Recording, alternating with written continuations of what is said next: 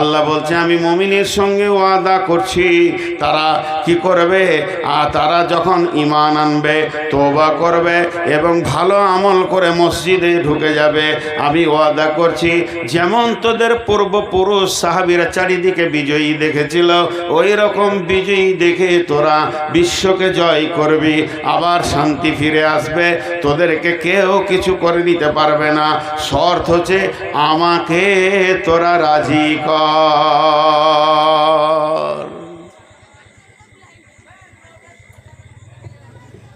একটা ছোট কথা জিজ্ঞেস করছি, ছোট মতো, এর ভিতরে কারো বুকে সাহস আছে? কারো বুকে একজনের সাহস আছে যে আমি 100% আমি বিশ্বাস করি আমার ওপরে আমার আল্লাহ রাজি আছে? আপনার তো দাঁড়িয়েই নেই, তারপর আল্লাহ রাজি আছে কি করে? হ্যাঁ, ফালতু বকছে, পাগলা হয়ে গেছে। দাড়ি চাঁচাদের শাস্তি বলবো তো? আল্লাহ রাজি আছে, সাহাবীরা বলতে পারেনি, ভয় খেয়েছে। 100% আমার উপরে আল্লাহ রাজি আছে এটা বলতে পারেনি। একটা জিনিস কাগজ কলম নিয়ে অঙ্ক করেন, মুসলমানদের উপরে নরেন্দ্র মোদী নারাজ, মুসলমানদের ওপরে আদিত্যনাথ যোগী নারাজ, মুসলমানদের ওপরে অমিত শাহ নারাজ, ভারতবর্ষের সব মন্ত্রীগণ লিখতে লিখতে ডোনাল্ড ট্রাম্প নারাজ, সব নারাজ, সব নারাজ, সব নারাজ। সবগুলাকে পায়ে করে ঠেলে দেন, সবগুলার মুখে ঝাঁটা মেরে দেন, আমাদের ওপরে আল্লাহই নারাজ। তার জন্য এই আযাবগুলো হচ্ছে। আল্লাহ যেদিন রাজি থাকবে সেদিন বিশ্বকে কুত্তা বানিয়ে দেবে, পায়ের জুতো সাফ করার কুত্তা বানিয়ে দেবে। আমি আল্লাহর কসম করে হাত তুলে বলছি, আমার বিশ্বাস নেই যে আমার উপরে আমার আল্লাহ রাজি আছে কিনা। আমি আর কনফিডেন্স নিয়ে বলছি। তো ভাই, আগে আল্লাহকে রাজি করতে হবে। মসজিদ বানানো ভালো কাজ না খারাপ কাজ?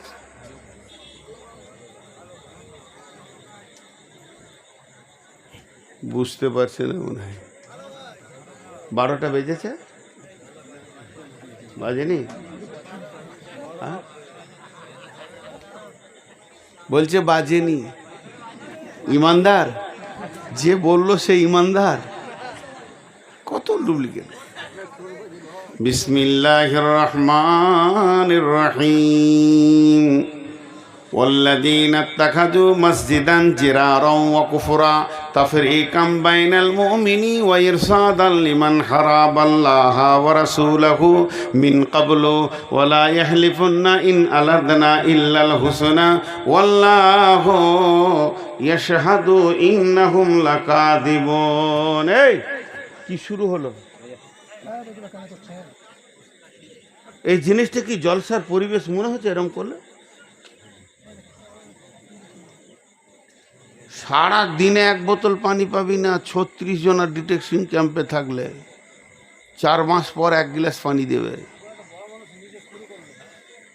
ভাই, এগুলোতে জালসার বক্তার মনের ধ্যান কেটে যায়। মসজিদ বানানো ভালো ভালো ভালো ভালো ভালো ভালো ভালো ভালো, কিন্তু আল্লাহ রসুলকে মসজিদে যেতে দেওয়া হয়নি। আল্লাহ রসুল উজু করে মসজিদে যাব নিয়ত করেছে, আর জিবরাইল এসে সামনে আটকে নিলেন। লা তাকুম ফিহি আবাদা, নবী হে তোমাকে ওই মসজিদে কোনোদিন যেতে দেওয়া হবে না। আল্লাহ চান না তোমার মতো প্রিয় হাবিব, আল্লাহ চান না তার বন্ধু মসজিদে গিয়ে নামাজ পড়বে। আল্লাহ নবী উজু করেছেন, গোসল করেছেন, পোশাক পরেছেন, পাগড়ি বেঁধেছেন, মসজিদে নামাজ পড়তে যাবে। এমন সময় জিবরাইল বললেন, ইয়া রাসূলুল্লাহ, আপনাকে মসজিদে যেতে দেওয়া হবে না, আর মসজিদে যাবেন না। তারপরে ওই সময়ই আল্লাহ বললেন, লা তাকুম ফিহি আবাদা, যে নিজেকে মুমিন মনে করবে, আল্লাহর গোলাম মনে করবে, রসুলের উম্মত মনে করবে, সে যেন মসজিদে পা না দেয়। বেনামাজি কটা খুশি হয়ে গেল। কিন্তু এই রকমই জালসা শুনতে চাইছিলাম। যত মৌলবি আসছে খালি বলছে নামাজ পড়ো নামাজ পড়ো। রসুল সাল্লাম মসজিদ যায় নাই তো আমরা কেন? হ্যাঁ, সূরা তওবার 108 নম্বর আয়াত খুলে দেখবেন মসজিদ যেতে আটকানো হয়েছিল। মা বোনদেরকে একটা দলিল দেবো, দেখবেন। হে আমার বেটি, বিশ্ব নবীর একমাত্র বিবির নাম হলো খাদিজা। খাদিজাতুল কুবরা কোনো সতীনের মুখ দেখেনি। খাদিজা মরার পর নবীজি অন্য বিয়েগুলো করেছিলেন। খাদিজা ছিলেন ধনাঢ্য ঘরের মেয়ে, অনেক সম্পদের মালিক, সবগুলো রসুলকে দান করে দিয়েছিলেন। শুধু তাই নয়, ওই খাদিজার ক্ষমতার বল এমন ছিল যে কাফেররাও ভয় করত। শুধু তাই নয়, খাদিজা এমন একজন যাকে জিবরাইল সালাম দিয়েছেন, আল্লাহ সালাম পাঠিয়েছেন। সেই মেয়েটি জীবনে 5 ওয়াক্তের নামাজ পড়েনি। কি মনে হয় আপনাদের এবার? রসুলের বিবি জীবনে 5 ওয়াক্তের নামাজ পড়েনি। বিভ্রান্তি লাগছে না শুনে? হয় আমি ভুল বলছি, না হয় হাদিস ঠিক আছে। হাজি ভাই, আপনাদেরকে বিভ্রান্তি লাগছে না? একটা বললাম রসুল মসজিদে যায়নি, একটা বললাম খাদিজা নামাজ পড়েনি। জি হ্যাঁ, কথাটা সত্য। এবার যখন আসল কথাটা বলবো তখন আপনারা মেনে নেবেন। খাদিজা ছিলেন রসুলের মক্কায় বিবি। খাদিজা মদিনা দেখে নেই। রসুল মদিনা এসেছেন খাদিজার মরার পরে মোটামুটি 2 বছর 2.5 বছর পর, 2.5-3 বছর পর মদিনাতে এসেছেন। তাহলে খাদিজা যতদিন বেঁচে ছিলেন কোনো সতীনকে দেখেননি। আর কোনো সতীন বলছে, আমরা যে রসুলের বিবি খাদিজার মুখ থেকে শুনেছি মেয়েটা কেমন ছিল, জীবনে খাদিজাকে দেখলাম না। তো আল্লাহর নবী আম্মা জান আয়েশার কাছে শুয়েছিলেন রাত্রিতে। আম্মা জান আয়েশার হুজরাতে শুয়েছিলেন। ওই রাত্রিতে জিবরাইল নিয়ে গেলেন, সাবে বারাত হলো। সুবহানাল্লাযী আশরা বিআবদিহি লাইলাম মিনাল মাসজিদি ইলাল মাসজিদিল হারামি ইলাল মাসজিদি আকসাল্লাযী বারাকনা হাওলাহু লিনুরিয়াহু মিন আয়াতিনা ইন্নাহু হুয়াস সামিউল বাসীর। ওই রাত্রিতে সাবে মিরাজ হলো। আর মিরাজের রাত্রিতে 5 ওয়াক্তের নামাজ নিয়ে নবীজি মক্কায় ফিরলেন। তার মানে মিরাজের আগে নবীজির কাছে নামাজ ফরজ হয়নি, নামাজের নামে হুকুমটা আসেনি। আর নবীজি যখন মিরাজে গেলেন তখনই নামাজটা পেলেন। আর মিরাজে যেদিন যান, আম্মা জান আয়েশার বিছানা থেকে যান। আর ওই আয়েশা বলছে খাদিজা নামে সতীনটাকে দেখিনি। তার মানে হচ্ছে নামাজের আইনটা যেদিন থেকে চালু হয়েছে তার 2 বছর আগে খাদিজা মারা গেছে। এবার কথাটা বোঝা গেল? নামাজ পড়েনি এটা নয়, নামাজটা দেখেই নেই যে নামাজ চালু হলো এই উম্মতের, এটা উনি দেখে যাননি। ওই জন্যে ইতিহাসবিদরা বলছে খাদিজাকে কাফন পরিয়ে কবরে রাখা হয়েছে, জানাজাও হয়নি। কেন হয়নি? নামাজ ছিলই না তখন, নামাজ ছিল না। তারপরে নামাজ এলো। তাহলে মসজিদ থেকে রসুলকে রোখা হলো কেন? এর পেছনে লম্বা ঘটনা আছে। স্বয়ং রসুলকে মসজিদে যেতে দেওয়া হচ্ছে না। ঘটনাটা আমি 1 মিনিটে ছোট করে বলবো, একটু ধ্যান দেবেন, মনোযোগ দিবেন। 1 মিনিটে বলবো ছোট করে। রসুল সাল্লাম মক্কা থেকে মদিনায় গেলেন। টকের ভয়ে পালালাম তেঁতুল তালায় বাস। এখানে কাফের মুশরিকদের অত্যাচারে তিনি মদিনায় গেলেন। আর মদিনায় যাওয়ার পর সেখানে মুনাফিকদের চালে পড়ে গেলেন। এত জ্বালিয়েছিল। আব্দুল্লাহ ইবনে উবাই ইবনে সুলুল কোরআনে দুইবার একটা আয়াত নাজিল করেছেন আল্লাহ। আব্দুল্লাহ ইবনে উবাইয়ের জন্য, যে ও ছিল মুনাফিকদের সর্দার। প্রতিদিন ওর কাজ ছিল ব্রেন খাটিয়ে খাটিয়ে কী করে মুহাম্মদ সাল্লাল্লাহু আলাইহি সাল্লামকে মারা যায় আর ইসলামকে শেষ করা যায়, এই চিন্তা নিয়ে ও মদিনাতে বাস করত। যখনও মারা গেল তো আল্লাহ রসুল গেছেন জানা যায়, আয়াত নাজিল হয়ে গেল, হে নবী, ওই মুনাফিকের জানাজায় তুমি এসেছো, তুমি যদি ওর জন্য 70 জানাজা পড়ো আমি আল্লাহ কবুল করব না। আল্লাহ এত রেগেছেন, আল্লাহ এত রেগেছেন। তো এদের জ্বালায় পড়ে গেল। তা এরা খালি ঘন ঘন মিটিং করে রসুল মুহাম্মদ সাল্লাল্লাহু আলাইহি সাল্লামকে কী করে মারা যায়, জানে কি করে মারা যায়, খালি ওদের চিন্তা। একদিন দুদিন করতে করতে ওই মুনাফিক বলল, যা তোরা মক্কা চলে যা, ও যেখান থেকে এসেছে সেইখানকার খবরটা নিয়ে আয়। আমি রাতারাতি পালিয়ে এসেছি সদাশিবপুরে, মসজিদে ঢুকে পড়েছি ইমাম হিসেবে, আর এই এলাকার ছেলে মেয়ে বুড়ো শিশু জোয়ান সব আমাকে নেই পাগল, আমাকে এত ভালোবাসছে, যে কোনো কাজ করছে আমাকে জিজ্ঞেস করছে, আমি এদের কাছে একবারে প্রাণের মানুষ। এই এলাকার কিছু নেতার আর সহ্য হলো না, দেব ওকে মার নাহলে কাট, ওকে কাট, যতক্ষণ না ওকে কাটবি ততক্ষণ আমাদের নেতৃত্ব আর ফিরে আসবে না। ঠিক রসুলের ওই ঘটনা ঘটেছিল। মক্কা থেকে মদিনা এলো, তো মুনাফিকরা প্ল্যান করতে লাগলো যে 2 জন লোককে পাঠালো, মক্কার ওর খবরটা নিয়ে আয় তোর বাপের গাঁয়ের। যেই খবর আনতে গেছে, তো যদি আবু জাহেলের বেটাকে জিজ্ঞেস করে মোহাম্মদকে চিনো, তো উত্তর ভালো দিবেও। এরা যেমন বদমাস, মক্কায় ঢুকে ওই রকম বদমাসকে জিজ্ঞেস করে যে, হ্যাঁ গো মোহাম্মদ বলে একটা লোককে চিনো? উফ, খুঁজছি ওকে কাটবার লেগে। আর কলজাটা তখন বড় হলো, রে বাপরে, দুশ্মন তো এখানেই আছে। এদেরকে বললো ঠিক আছে তোমরা থামো, খবর দিচ্ছি। চলে গেল মদিনায়।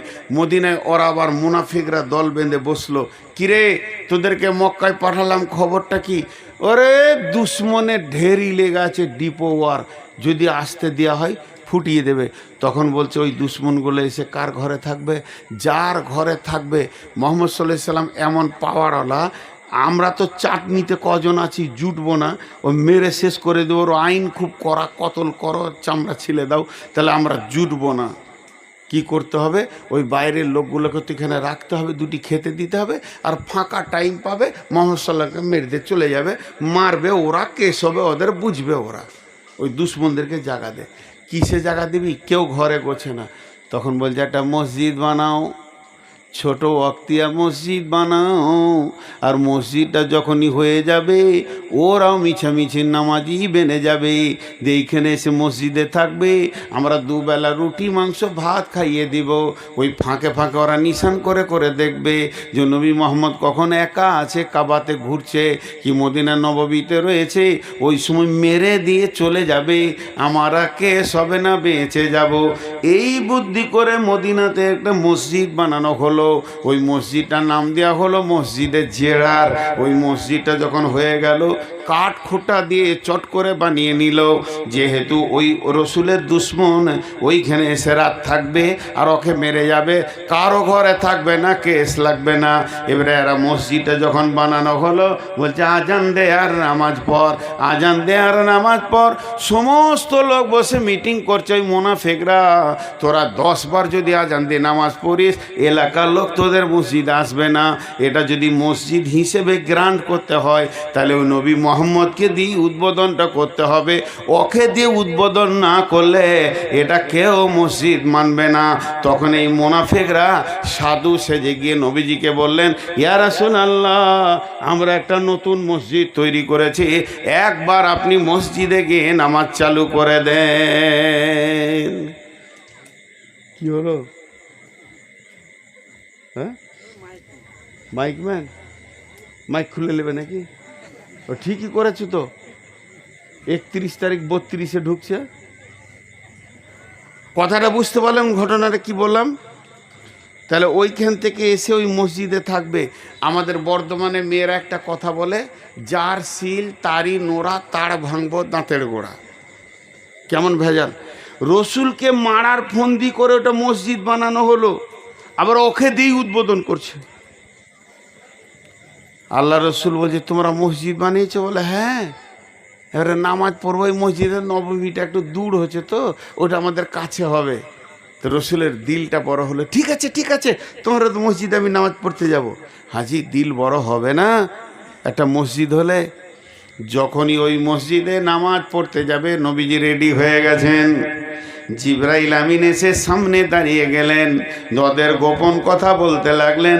ওই সূরাতে 107 নম্বর আয়াতে আছে, সূরা তাওবায়, ওয়াল্লাযীনা তাখাযু মাসজিদান জিরারান ওয়া কুফরা তাফরীকাম বাইনাল মুমিনি ওয়া ইরসাদান লিমান হারাবাল্লাহা ওয়া রাসূলাহু মিন ক্বাবলু ওয়া লা ইয়াহলিফুন্না ইন আরাদনা ইল্লাল হুসনা ওয়াল্লাহু ইয়াশহাদু ইন্নাহুম লাকাযিবুন। নবী হ্যাঁ, ওটা মসজিদ নয়, ওটা জেরার, ওটা জিদের বশবর্তী কুফরি তাড়নায় ওটা বানিয়েছে, আপনার বিরুদ্ধে ওটা বানানো হয়েছে। আর যে লোকগুলো ওটা বানিয়েছে তারা প্রথম থেকেই আল্লাহর এবং রসুলের দুশমন।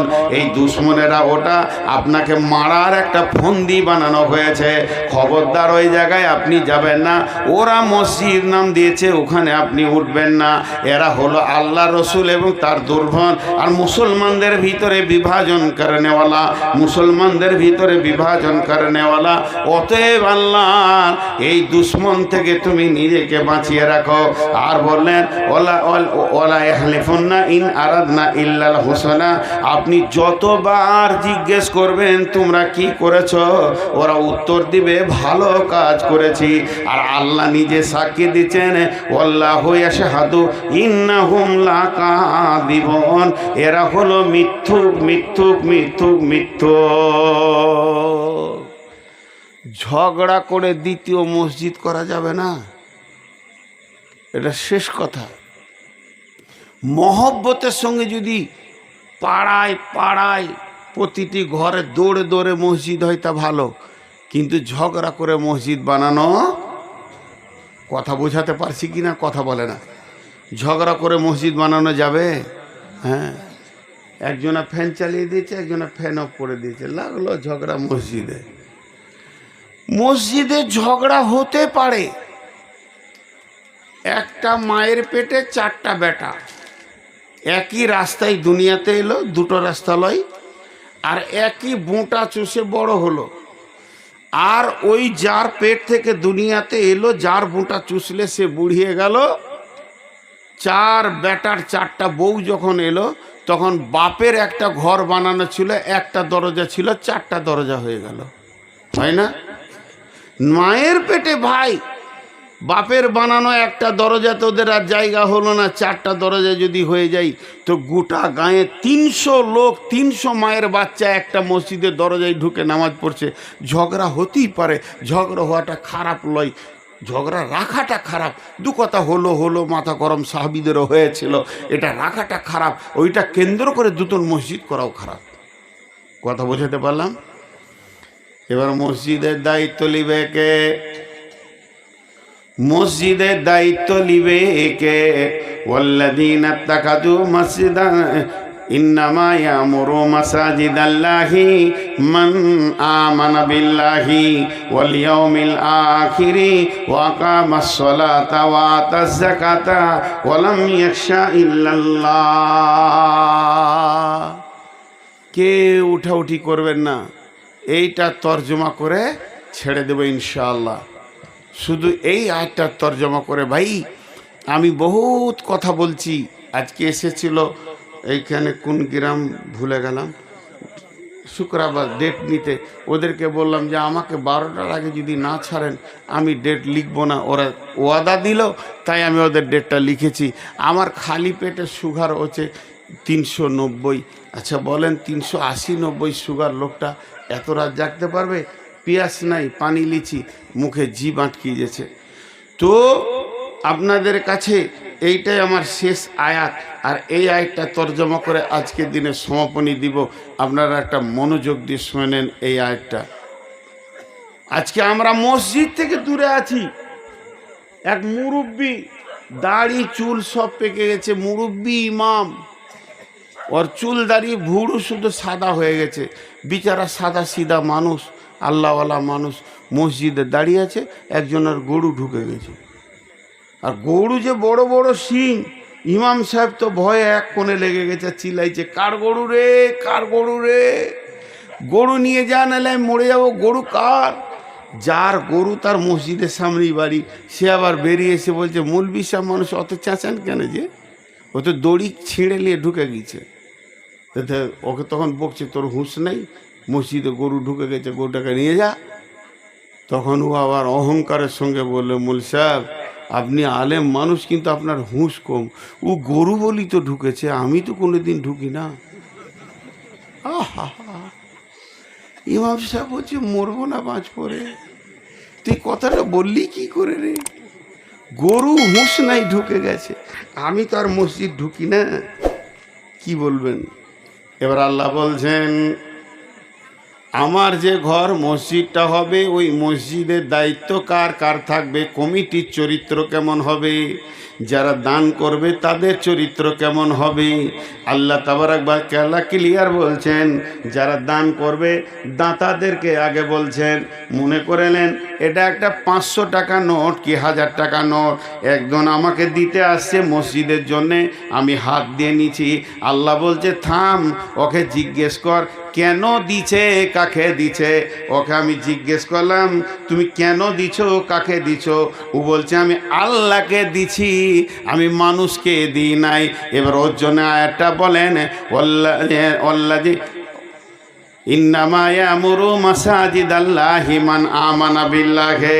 আমি ওকে বলছি, যদি তোমার আল্লাহর উপরে ঈমান থাকে তাহলে টাকাটা দাও, আর যদি আল্লাহর প্রতি বিশ্বাস না থাকে তুমি দিও না। আর কি করো, ওয়াল ইয়াউমিল আখিরি, আখিরাতের উপরে বিশ্বাস থাকে তো টাকাটা দাও। ওয়া আকামাস সালাতা ওয়া আতাজ যাকাতা, তোমাকে নামাজ পড়তে হবে, যাকাত দিতে হবে। ওয়ালাম ইয়াখশা ইল্লাল্লাহ, আল্লাহ ছাড়া কাউকে ভয় করা যাবে না। এখানে বলছে 300 টাকা দিল ফাতেমা বিবি মা বাপের জন্য, দিয়ে একবারে সুর শুরু হয়ে গেল। এই সুর করে আদায় করা জায়েজ আছে, বড় আলেমরা বলছে, খবরদার ওটা খারাপ মনে করবেন না। কিন্তু আল্লাহ বলছেন ওর থেকে একটা ভালো আছে আপারে, আর একটা ভালো আছে, সেটাকে দে। আপনি ওইখানে বসে আছেন আর নিয়ত করেছেন নূর মোহাম্মদের হাতে 500টা টাকা দেবো আমার আব্বার জন্যে, এখন নিয়ত করছেন দিবেন আরও 10 মিনিট পর। আচ্ছা আমি জানি না, কিন্তু আল্লাহ বলছে আমি জানি। তো যে জানে তাকে বাদ দিয়ে অ্যাভয়েড করে যাওয়া কি দরকার আছে? আল্লাহর মনে দুঃখ হবে না? শাশুড়ি বউয়ে ঝগড়া করেছে, 13 দিন কথা নাই, বউ শাশুড়িকে কথা বলে না, শাশুড়ি বউকে কথা বলে না, কিন্তু বউ সুন্দর পায়েস রান্না করেছে, একবারে নারকেল দিয়ে গাভীর দুধ দিয়ে, খেতে খুব ভালো হয়েছে। তো খেতে পারছে না, এবার শাশুড়িকে না দিয়ে খাওয়া যায়? আরে আমার শাশুড়ি না হোক, আমার স্বামীর মা তো বটে। ও চুপ করে বসে আছে, তোর একটা ল্যাংটা বেটা আছে 3 বছরের, কাপড় পরে না, ওর হাতে ক্ষীরটা দিয়ে বলছে তো দাদিকে বলগা খাবে। ও দাদি শুনতে পেয়েছে শব্দটা, কেন তুই বল যে মা খেলে তাহলে কথাটা হয়ে যায়, ল্যাংটা ধরার কি আছে, তুই বল যে মা খেলাও, ভেজাল মিটে যাই। তো আপনি আমাকে টাকা দিচ্ছেন দিয়ে বলছেন আল্লাহকে বলেন যে আমার আব্বাকে যেন আল্লাহ জান্নাতে দেয়, কবরে আযাব মুক্তি দেয়। তার থেকে ভালো আপনি টাকাটা নামিয়ে দেন, আল্লাহকে বলেন আল্লাহ তো আমাকে আমার বাপকে জান্নাত দিয়ে দে, এটা বেশি কবুল হবে। আমার গোলাম আমার কাছে চেয়েছে। ওই বউটা যদি শাশুড়িকে বলে মা খেলেন, তো কলিজাটা বড় হবে যে আমার বউ আমাকে মা বলে ডেকেছে। তো আপনি যদি মুখ বন্ধ করে দিতে পারেন, নিজের নিয়তটা ঠিক রেখে, নিজের নাম বলবো না, কেন দিচ্ছি ওটা বলবো না, যাকে দিচ্ছি সে বুঝেলে, ওটা নেকি বেশি, কারেন্টের মতো কবুল হবে, ওটা কাজে লাগবে। এই জন্য বলছে, হে দাতা, তুমি আল্লাহকে বিশ্বাস করো এবং আখেরাতকে বিশ্বাস করো। দুনিয়া সম্মান নেওয়ার জন্য তুমি দান করবে না মসজিদে, তোমাকে এই দানের বদলা দেওয়া হবে আখেরাতে। অতদিন তোমাকে ধৈর্য ধরতে হবে যতদিন না কিয়ামত হয়েছে। যে লোকটা 20,000 দিল, যে লোকটা 50,000 দিল, যে লোকটা 1 লাখ টাকা দিয়ে দিল, 20 লাখ টাকা দান করছে, তাকে ভেবে নিতে হবে এই বদলাটা কাল পাবো না, পরশু পাবো না, তারপরের দিনও পাবো না, জুমার দিনেও পাবো না, আমার বেটির বিয়েতেও পাবো না, কোনো কাজে পাবো না। এই টাকাটা আমি পাবো আখেরাতে। আমার সমস্ত মালের বন্টন হবে। ধন ধন করিও না, ধন উপার্জন, মরিলে তোমার সঙ্গে যাব নেকো ধন। ধন জন উপার্জন না রহে কাহার, অপরে তোমার মালে ওরা ব্যবহার। ধন ধন করিও না, ধন উপার্জন, আজকে মরিলে ধন, কাল হবে বন্টন। আসলে এগুলো তোমার মাল নয়। আর যেটা তুমি মসজিদে দান করলে 20,000 50,000, পৃথিবীর কোনো ওয়ারিস তোমার এই 50,000-এ হাত দেবে না। তোমাকে আল্লাহ বলছেন ওয়াল ইয়াউমিল আখিরি, আখিরাত পর্যন্ত ধৈর্য ধরে থাকবি। যেদিন তোকে কিয়ামতের মাঠে তোলা হবে, আমি আল্লাহ বলবো, পাওনা দাঁড়াই, আমি রব রেডি হয়ে গেছি, তোদের পাওনা বুঝিয়ে দিব। ওই করদুল্লাহ কারদান হাসানা, আমাকে উত্তম ঋণ যারা দিয়েছিলি আমার ঘর বানাতে, আজকে তুই চলে আয়, আমি দিয়ে দিব। সেই দিন আমাদের পাওনা মিটাবে। অতএব প্রত্যেক দাতাকে দান করার পর কিয়ামত পর্যন্ত অপেক্ষা করতে হবে। সব থেকে বড় সাদকা কোনটা? রাসূলুল্লাহ বলছে, তুমি নিজে খেয়েছো ওইটা। আমি যে সকাল থেকে ভাত মুড়ি খেয়েছি, এটাও সাদকার নেকি পাবো। আমার অধীনস্থে 4-5 জন আছে, ওটাও সাদকার নেকি পাবো। আপনি আপনার স্ত্রীকে খাওয়াচ্ছেন, বেটাকে খাওয়াচ্ছেন, বেটিকে খাওয়াচ্ছেন, এগুলো কিয়ামতের মাথায় সব বদলা পাওয়া যাবে, সাদকা পাওয়া যাবে। আল্লাহ বলবে, তোর স্ত্রী আর তোর বেটা না বেটি আমার দেখার দরকার নেই, আমার বান্দা বান্দিকে তুই খাইয়েছিস। কত সুন্দর কথা ভাই আমার। তো বলছে এটা আখিরাত পর্যন্ত অপেক্ষা করো। আর তুমি নামাজ পড়ো, ওয়াকামাস সলাতা। অনেক লোক আছে, আপনাদের এলাকায় আছে কিনা জানি না, দান করতে করতে বলবে আমার 50 ব্যাগ সিমেন্ট থাকলো, 70,000 টাকা থাকলো, দিয়ে দিলাম, কিন্তু নিজে মসজিদ ঢুকে না। মসজিদ ঢুকে না, এরকম মাল আছে আপনাদের এলাকায়। ওর ও দিন ইসলামকে খেল তামাশা মনে করে নিয়েছে, যে টাকা দিলেই হয়ে যায়। ওর টাকা লিয়া যাবে না, এ ফটো আমি দিচ্ছি না। ওর টাকা লিয়া যাবে না, এ ফটো আমি দিচ্ছি না। ফতোয়া দেওয়ার আমার হক নাই, কারণ ফতোয়া দিতে গেলে যতটা শিক্ষার যোগ্যতা থাকতে হবে, ওই যোগ্যতাটা আমার নাই। ওর ফটো আমি দিচ্ছি না। তবে ওদের টাকা থেকে বেঁচে থাকাই ভালো। ঘাসে নামাজ পড়েন, পাকা করতে হবে না। মাটিতে নামাজ পড়েন, পাকা করতে হবে না। কালো তিরপলগুলো 2টা কিনে নিয়েছে, ওটা মসজিদ মনে করে নামাজ পড়ে, কবুল হবে। সাহাবীদের জামানায় ছিল মসজিদ কাঁচা, ইমান ছিল পাকা। আর আমাদের মসজিদ হয়েছে পাকা, ইমান হয়েছে কাঁচা। জি ভাই, সাহাবীদের জামানায় কারো ঘরে যদি কেউ ডাকতে আসতো, ভাই বাড়িতে আছো? তো ছোট ছেলেটা বার হলো, কি চাচা, তোর আব্বাকে খুঁজছি রে। তা আব্বা বাজার গিয়েছে, কখন আসবে? বসেন, এক্ষুনি চলে আসবে, এক্ষুনি। ছেলের বলার কাটিংটা কি, বসেন, এক্ষুনি চলে আসবে। আর যদি বলতো আব্বা মসজিদ গেছে নামাজ পড়তে, তো জিজ্ঞেস করতো, কখন আসবে রে, তোর আব্বার সাথে দরকার। মসজিদ গেছে চাচা, কি জানি কখন আসবে রে, হিসাব নেই। মসজিদে গেছে মানে কখন আসবে এর কোনো আর ঠিকানা নাই। আর বাজার গেছে মানে এক্ষুনি আসবে, বেশিক্ষণ বাজারে থাকে না। এটা ছিল সাহাবীদের চরিত্র। আর এখনকার চরিত্র কি, আমার ঘরের দরজায় যদি কেউ ডাকতে আসে, তা আমার বেটা বলবে, চাচা কি করছিল তোর আব্বা কইরে? বলে বাজার গিয়েছে, কখন আসে? কে জানি কখন। আর যদি বলে মসজিদ গেল, আজান হল, বসে এখনই আসবে। মসজিদ ঢুকলে যেন খাঁচার ভিতরে পাখি আছে, বের হওয়ার জন্য মরছে, বির বির বির বির বির বির বির করে দুপদাপ করে দিয়ে বেরিয়ে গেল মসজিদে। আস্তাগফিরুল্লাহ, কি বললো ও জানে, ওর বাপে শেষ হয়ে যাচ্ছে। তা আল্লাহ বলছেন, তুমি নামাজি হও, দান করে স্বাদ পাবে। তুমি জাকাত দেনেওয়ালা হও, আর আল্লাহ ছাড়া কাউকে ভয় করিও না। এটা বিরাট ব্যাখ্যা আছে, কোনো দিন বেঁচে থাকলে করব।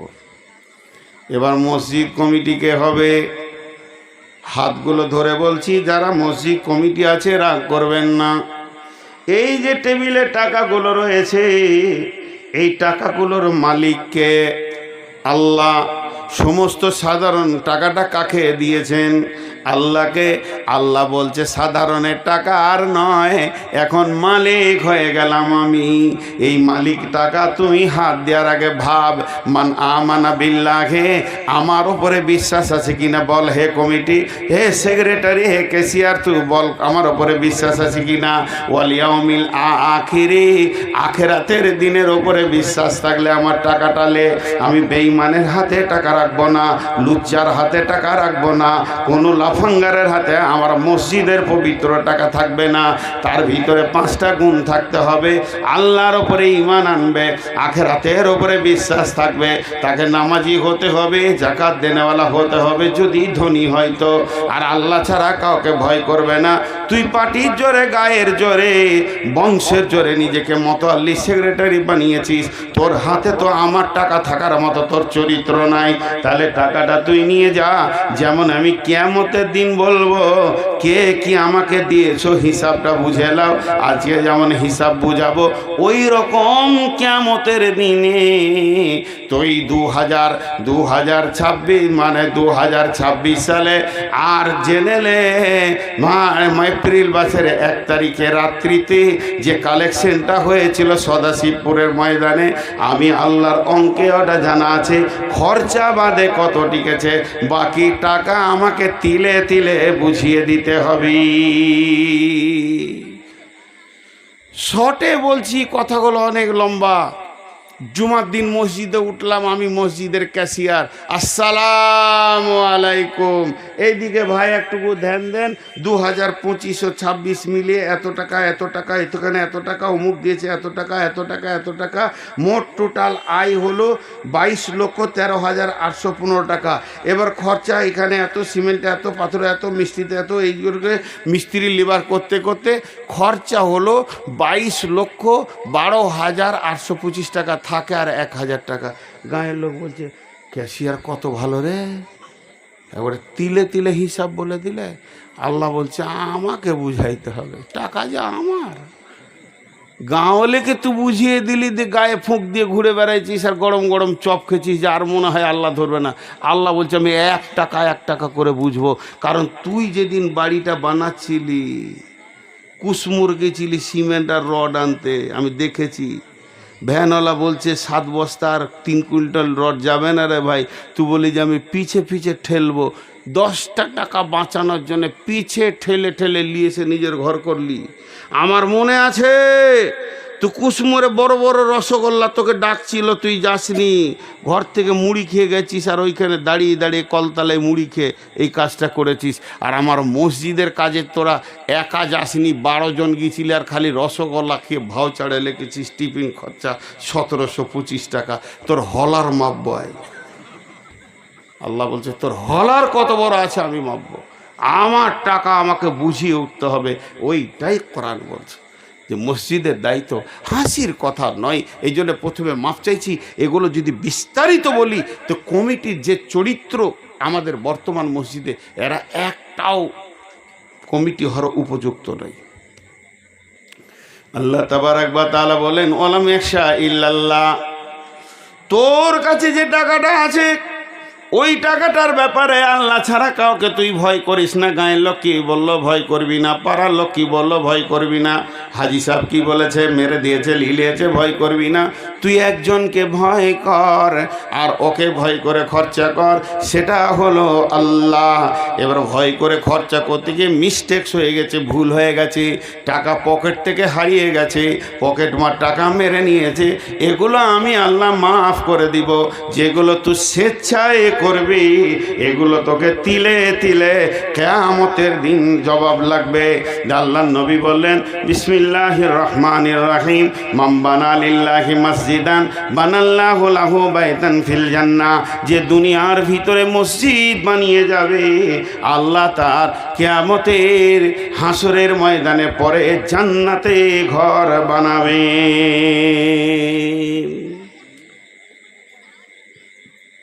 কত হলো?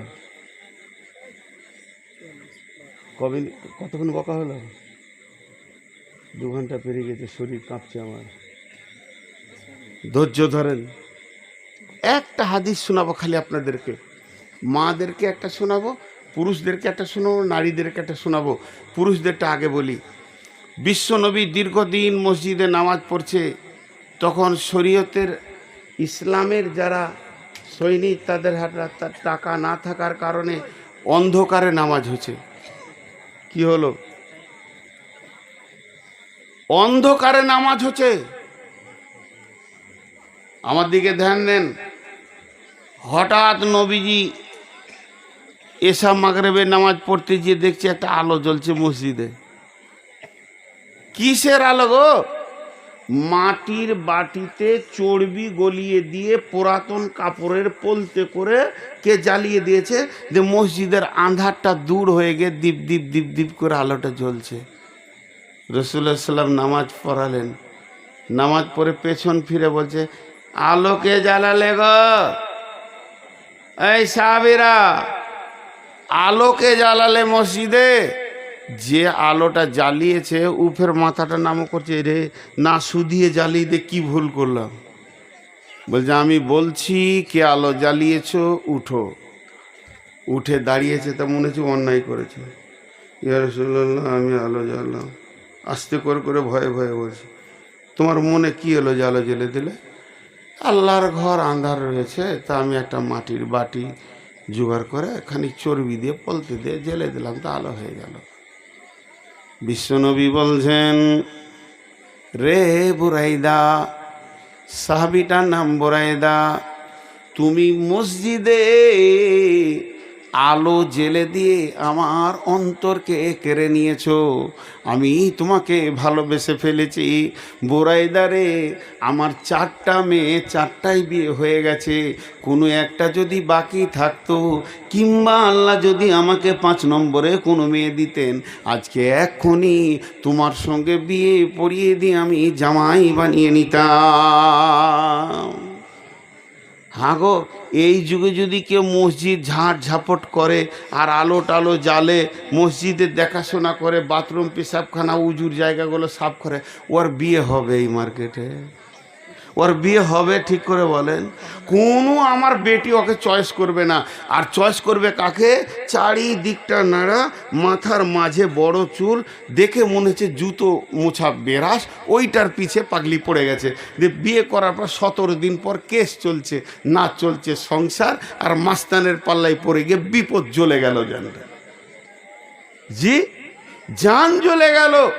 রসুল চয়েস করলেন কোন লোকটাকে নিজের বেটির জন্যে, যে মসজিদে আলো জ্বেলেছে।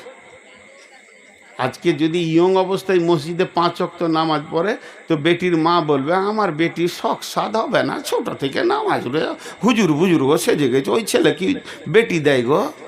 দীঘা তো লুচ্চালা ফাঙ্গারকে 3 দিন পর শুনবি যে তোর বেটির 17টা সতীন আছে বাইরে, সেটা হুঁশ হবে না, তখন কেঁদে মরবি। এই বর্তমানে যত বিয়ের ধুম চলছে, তত তালাকেরও ধুম চলছে এখন। দেখেন গা, এটা পুরুষদেরকে বললাম, প্রথম আলো জ্বেলেছে। এবার মেয়েদের শুনেন। বিশ্বনবীর জামানায় একটা মেয়ে প্রতিদিন কিংবা 2 দিন 1 দিন পর পর এসে মসজিদে ঢুকে, যখনও পাক অবস্থায় থাকতো, মসজিদে ঢুকে মসজিদগুলোকে ঝাড়ু দিত, ঝুলগুলোকে ঝেড়ে দিত। এমন একটা টাইমে আসতো যে নামাজের টাইম নয়, ঠিক 12টা, ঠিক 8টা 9টার দিকে এসে সমস্ত ঝেড়ে টেরে টিপটপ করে দিয়ে মসজিদ সাজিয়ে দিত। বিশ্বনবী এটা খেয়াল করেছেন। খেয়াল করতে করতে নবীজি সফরে ছিলেন কিংবা মদিনায় ছিলেন, খবর দেওয়া হয়নি। ওই মেয়েটি মারা গেছে। আল্লাহ নবী বলছেন সেই মেয়েটি কই গো, আর তো মসজিদে তাকে দেখা যায় না যে আল্লাহর ঘরকে সুন্দর করে ঝাড়ু দিত, পরিষ্কার পরিচ্ছন্ন করত, ওই মেয়েটিকে দেখতে পাওয়া যায় না। সাহাবীরা বললেন ইয়া রাসূলুল্লাহ, মেয়েটি মরে গেছে, তার কবর হয়ে গেছে, আপনাকে খবর দেওয়া হয়নি। নবীজির সঙ্গে সঙ্গে বললেন তার কবরের কাছে আমাকে নিয়ে চলো, আমি তার কবরের পাশে দাঁড়িয়ে দাঁড়িয়ে আল্লাহর কাছে তার জন্যে ক্ষমা প্রার্থনা করব। মেয়েটা কত বড় নেককার ছিল যে স্বয়ং রসুল তার কবরের কাছে গিয়ে দোয়া করছে। মসজিদকে ঝাড়ু দেওয়া কত ভালো। আর আজকে আমাদের মা বোনদের একটা ত্রুটি আছে, ঘরকে ঝাড়ু দিয়ে যে নোংরাটা হবে মসজিদের পাশে ঢেলে দিয়ে চলে গেল। ছেলেটা যদি বলছে মা পায়খানা ফিরবো, নিয়ে এসে মসজিদের দেওয়ালের পাশে বসিয়ে দিল। মসজিদকে পরিষ্কার পরিচ্ছন্ন রাখেন। আমি আপনাদের কাছে বিদায় নিচ্ছি। আপনাদের বসে থাকা আমাকে অনেক আগ্রহ দিয়েছে। আমি মানে 390 সুগারের মানুষ, আপনাদের সঙ্গে এতক্ষণ কথা বলতে পারবো আমি ভাবিনি। তবে আমি মানসিকভাবে একটা কষ্ট পেয়েছি। আমার তোলার কথা ছিল 10টায়, দিয়েছে 11টা, তাই 11 নয় 11 ক্রস করছে, তারপরও বক্তা ছাড়ছে না। আপনারা ভাবছিলেন আমি রেগে গেছি, ওটা পাল্টিয়ে নেন। আমার কথা হচ্ছে আমি 2 ঘন্টা শুয়ে থাকলে ভালো থাকবো, তুলে নিয়ে এসে বসে থাকা কঠিন। তা আরও চলছে, তো চলুক, আমি আবার যাই একটু আরাম করি, পরে আসবো। এটা হলো কথা। কিন্তু খুব বেশি রাত করলে সেই জায়গা থেকে আমি নিজেকে বিরত করে নিই এখন। তো 2টো আবদার রাখছি। আমার বেটি বলেছি আপনাদেরকে, আজকের জন্য আপনারা আর 10 মিনিটের জন্য আমাকে আব্বা মনে করেন, এই আবদারটা রাখছি। আপনারা আমার বাপ, আপনারা আমার ভাই বন্ধু, আপনাদের কাছে আবদার রাখছি। প্রথম আলো জ্বালিয়েছে পুরুষ, ঝাড়ু দিয়েছে মসজিদ। তা একটা ছোট্ট বাল্বের দাম হচ্ছে 20-50 টাকা, আর একটা যদি আপনি মনে করেন ইনভার্টার দিব, তার দাম হচ্ছে প্রায় 50-60 হাজারও আছে, 30-40 হাজারও আছে, বিভিন্ন রকম। একটা অ্যামাউন্ট আপনারা রেডি করেন। আপনাদের কাছে আমি ঝাড়ুটা চাইছি, মসজিদের একটা ঝাড়ু, অন্তত ধরেন ফুল ঝাড়ু হোক, এই ঝাড়ু হোক, 20-50 টাকা দাম। আর যদি মনে করেন যে বড় ঝাড়ু দেবো, যখন চলছে যেগুলো কাবা শরীফে, ওগুলো 7-8 লাখ টাকা দাম। বিভিন্ন রকম ঝাড়ু আছে, বিভিন্ন রকম মেশিন উঠেছে। বিধায় আপনাদের কাছে একটা আবদার রাখছি, একটা পুরুষ একটা মহিলা টাকা না দিয়ে চলে যাবেন না। কেউ যদি 10-20 হাজার টাকা দেনেওয়ালা আছেন তো বলেন।